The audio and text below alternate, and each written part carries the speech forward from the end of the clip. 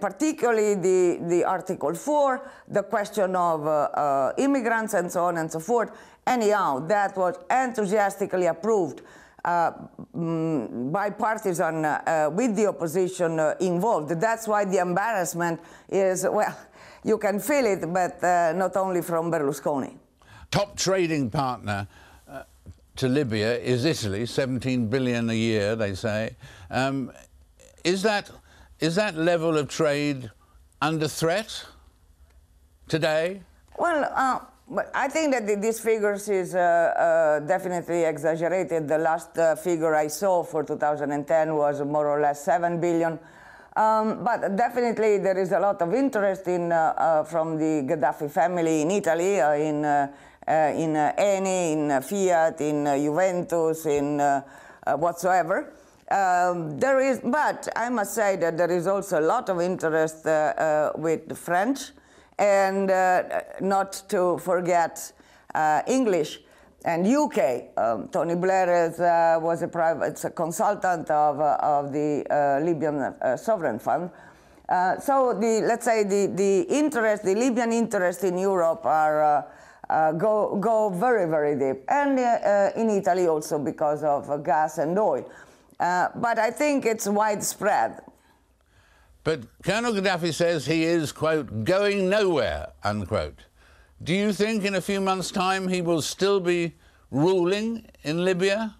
Will he survive this? Well, I hope not on behalf of the Libyan people, because we in the West, when we were looking at Gaddafi, we were only looking at, let's say, massacres with non-Libyans. So we always remember Lockerbie, or we rightly remember the bombing of the French airplane in Niger. But we must remember that he was a terrible guy against his own people. People tend to forget that in the Abu Salim, 1,000 prisoners were shot back in the 90s. So I hope, on behalf of the Libyan people, that he will not be in charge of the country. Exactly how it has been in the past year, that is totally unacceptable.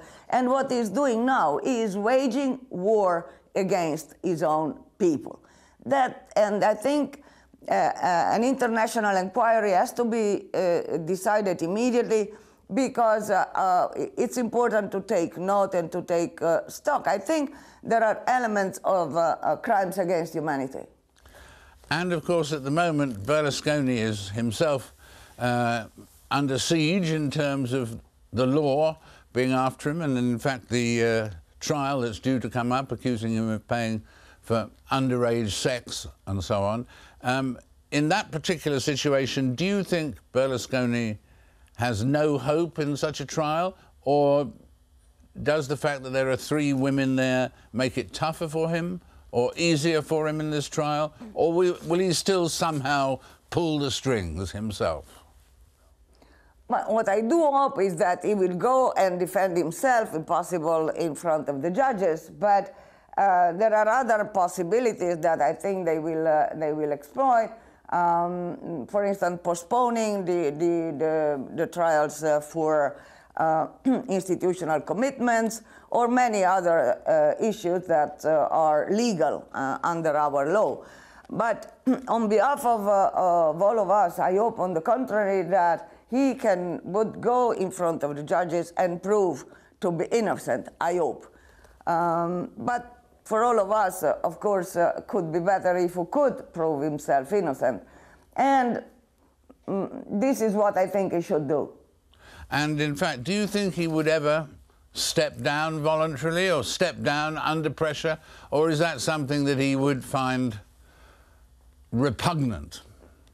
No, I don't think that he will step down under pressure. And the weakness in Italy is that, first of all, the democratic institutions are so weak, and so since a long, long time. I think that Berlusconi is the result of a system that has become weaker and weaker. Now, I do think that in democracy, I hope we would be in a position to defeat Berlusconi through the political process, meaning through elections, because that is what democracy should be.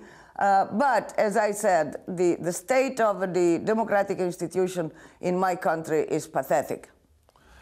And in fact, if he was found guilty in this trial, could he stay on as Prime Minister? Well, it will take a long time, you know, and I think that if he's found guilty, he could not. And in the meantime, I hope that also the opposition will finally find an alternative, because the weakness of this situation is this: even if people who, let's say, voted for Berlusconi but are strongly disillusioned now, the question is, okay, but who else? What is the opposition proposing? And in fact, this is the weakness of the situation and of the system. And the weakness is that my country is totally paralyzed. We have a bad government, the opposition is totally fragmented, and the institutions have been totally emptied from the inside. The parliament is a parliament of people who are nominated and not elected. The judiciary is sometimes politicized. And so I think we are really in a crisis of a democratic system. And that began, well, tens of years ago. Well, Emma, thank you very much for that update on the situation in Italy. We really thank you for being with us, and we hope to welcome you back very soon. Thank you so much.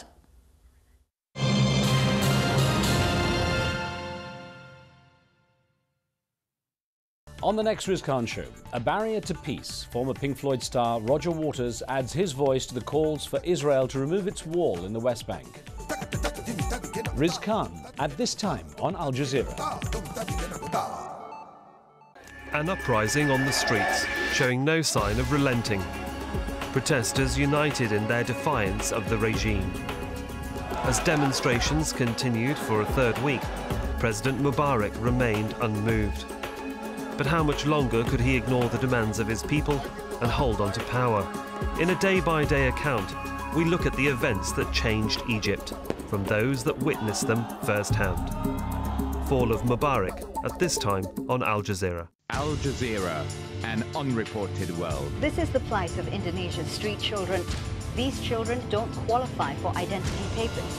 Some scientists believe the sea rise will be gradual, that Egypt will have time to adapt. But if the delta is dying, it's the poor people who will pay the highest price. This is the biggest news in China over the past week, that a Nobel Peace Prize was awarded to a Chinese. And this is the reaction of the government. It is in the details. A look. A connection. The moments that reveal the truth. Award-winning documentaries from critically acclaimed filmmakers. Witness documentaries to open your eyes. At this time on Al Jazeera.